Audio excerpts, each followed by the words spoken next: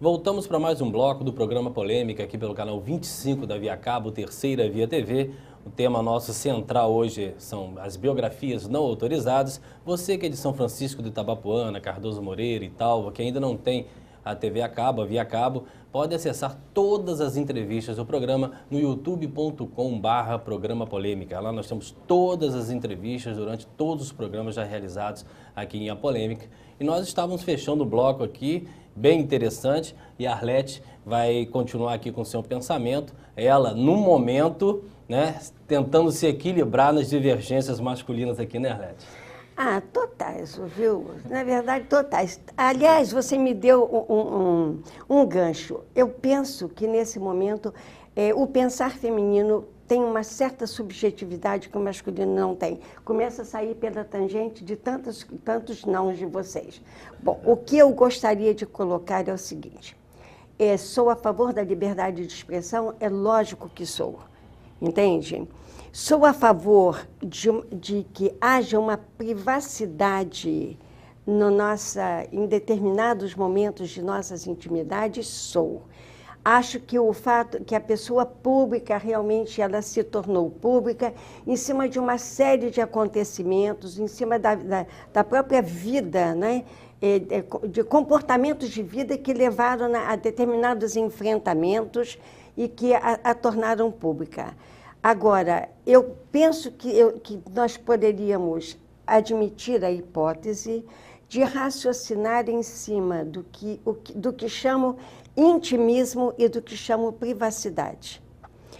Penso que intimismo, e eu acho que eu vou tentar conceituar, embora as conceituações sejam sempre bastante imperfeitas, né?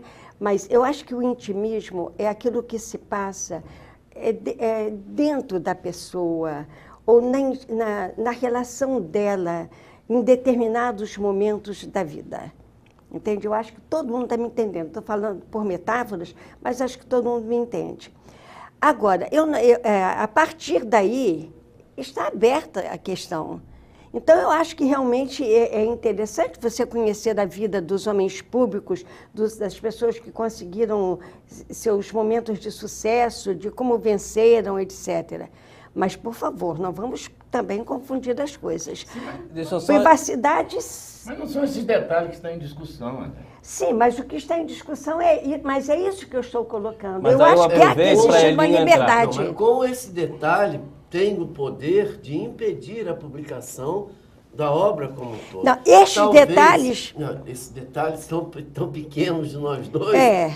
Muitas vezes são muito importantes. Tudo bem.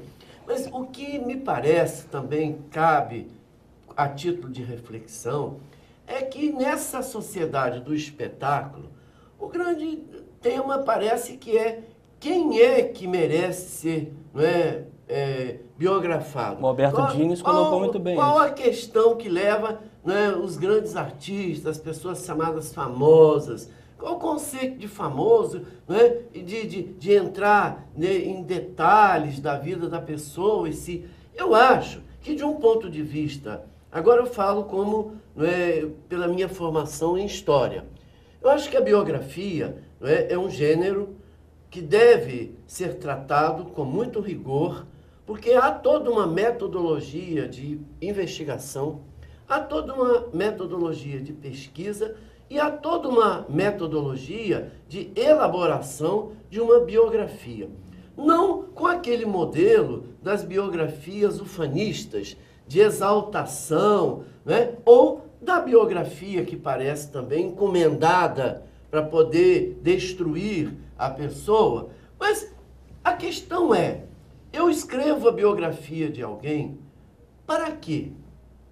Com que sentido? Qual a importância de eu escrever uma biografia? Eu acho que essa é uma questão importante. Porque, a meu ver, o texto só tem sentido quando ele é pretexto para pensar contextos. Então, uma biografia merece relevância quando ela acrescenta alguma coisa para que eu possa compreender o pensamento do biografado, o contexto em que ele produz isto que é publicizado Ou o que levou a essa reserva de intimidade num dado momento? Qual a relevância social da publicação de uma biografia? Eu acho que esse é um ponto que nós podemos entrar. Eu tenho a resposta para isso. E Cláudio já deu a resposta para isso. 57 biografias sobre Kennedy, e vão fazer outras, não é? E algumas com alguns fatos aparentemente importantes, outros não. A preferência é do leitor. Vende-se muito mais as revistas e coisas de fofoca e tal, do que as notícias sérias. Isso nós sabemos quase que no mundo inteiro. As pessoas ficam querendo saber se a rainha da Inglaterra acordou às 7 da manhã, às 7h15, se ela tropeçou, se ela está com rugas, se ela fez plástica e tal, muito mais do que alguma coisa... Algum decreto que ela tenha assinado. Tal, que ela tenha assinado, isso. Então, eu, Elinho, estou na sua linha, tá certo? E também de Arlete, né? No sentido prático.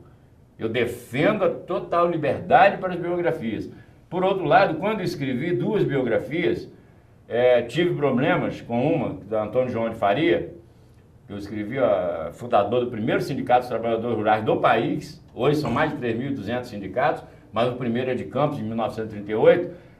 Um filho dele ficou meu inimigo porque eu coloquei uma carta que ele havia escrito, né, e que citava o filho, porque ele era uma pessoa famosa, não é? E não conseguia ganhar dinheiro. Trabalhador rural, líder sindical rural, seríssimo, que Antônio João de Faria era, né? Morreu na miséria, inclusive, e aí os filhos não entendiam, né? Por que isso?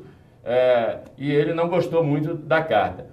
E no caso da biografia que escrevi sobre Zé Cândido de Carvalho, que até por sinal mereceu os elogios aqui da companheira Arlete Sendra, né, que eu fiquei muito emocionado quando a senhora falou na Academia Campos de Letras sobre a biografia, porque eu não me ative a esses detalhes, que não me interessa. Me interessa esse homem público que foi Zé Cândido de Carvalho e esse grande escritor que foi Zé Cândido de Carvalho, embora no livro esteja lá as suas contradições, né, que ele sempre foi um cara ligado às ditaduras, etc. Mas aí uma pergunta. Quantas obras, vamos partir do princípio de letras de música, quantas letras de música foram escritas de repente após 5 doses de uísque, após a utilização de uma droga, após a depressão, após a perda de um grande amor? E a letra é maravilhosa. Tem como falar da obra dessa pessoa sem dissociar o momento em que ela foi feita? E aí, Arlete? É simples. Quando eu escrevo, na verdade, e isso é a grande confusão, desculpe-me, doutor, mas a grande confusão que acontece é achar-se que, quando eu escrevo, eu estou me autobiografando. Não estou.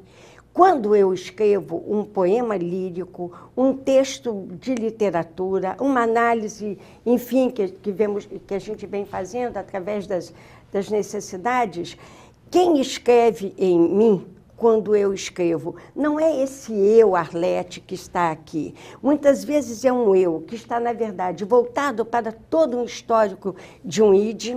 Muitas vezes é um eu que sofreu processos, traumas afetivos e amorosos. É esse eu que está escrevendo. Muitas vezes é o eu ditado pelo superego, me obrigando a escrever determinados conceitos, me obrigando, de uma certa forma, a me modelar para estar dentro de um espaço social.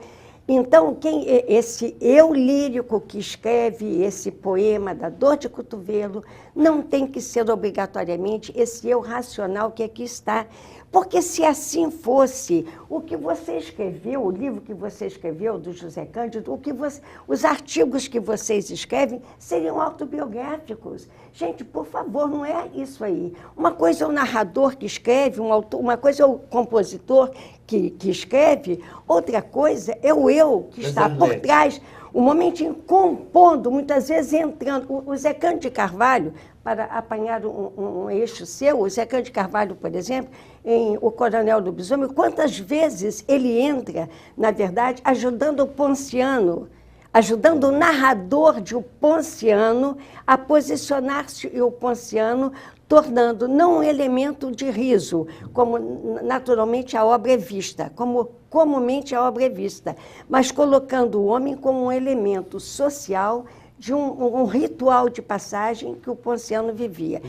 Então, Hélio, a palavra é sua. Com todo respeito, se você reconhece, não é, que você é múltipla de si mesma, e se há esses muitos eus, não é, em você, como é que eu posso, amanhã ou depois, não é, escrever sua biografia se eu não perceber, não é, a plenitude desses múltiplos eus? Como é que eu posso fazer, não é, para ter uma dimensão de totalidade? Quando nós pegamos, não é, o Fernando Pessoa, e aqui não tenho atrevimento, porque sei do seu saber sobre tudo isso, não é? Mas como é possível biografar Fernando Pessoa? Então, tempo. Veja bem, Hélio, veja bem. A questão é a seguinte. O que eu quero colocar é que as biografias elas têm que ser autorizadas. A liberdade de expressão tem que ser feita. Entretanto, eu acho que determinados momentos da vida não precisam ir para os livros. Não precisam se tornar públicos.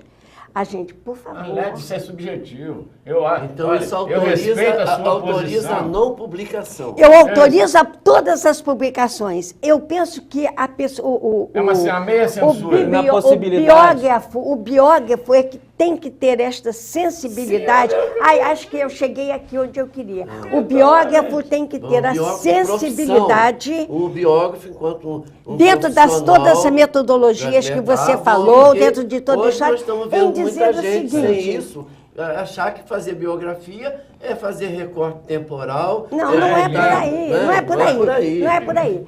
Eu estou caçando sua palavra. Eu vou fabricar robôs. Eu estou caçando sua palavra a todo momento. O que eu quero dizer é o seguinte, tudo isso está autorizado. Agora, o biógrafo tem que ter, na verdade, a sensibilidade e a ética, me parece que a palavra seria a ética, de dizer assim, isto que está aqui não tem a ver com o social.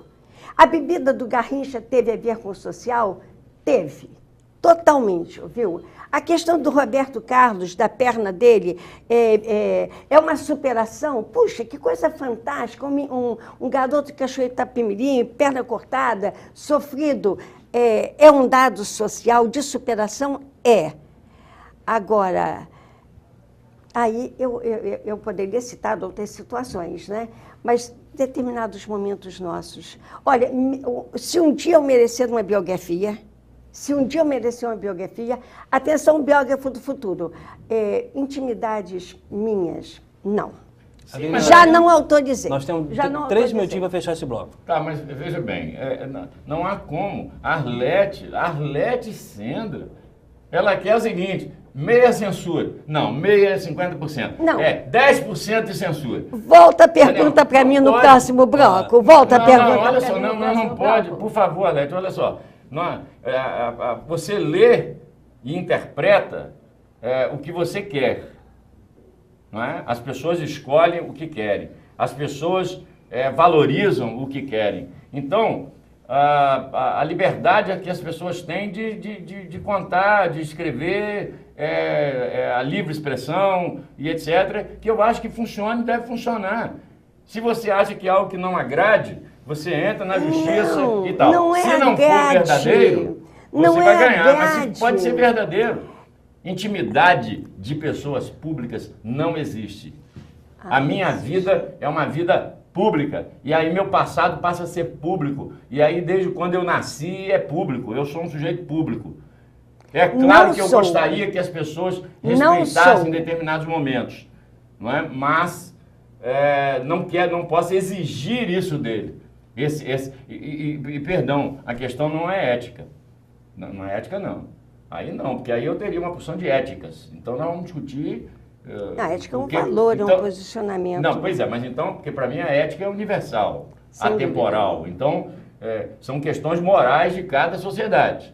Aí vamos discutir moral. A americana do norte tem uma, a nossa é outra, que está avançando.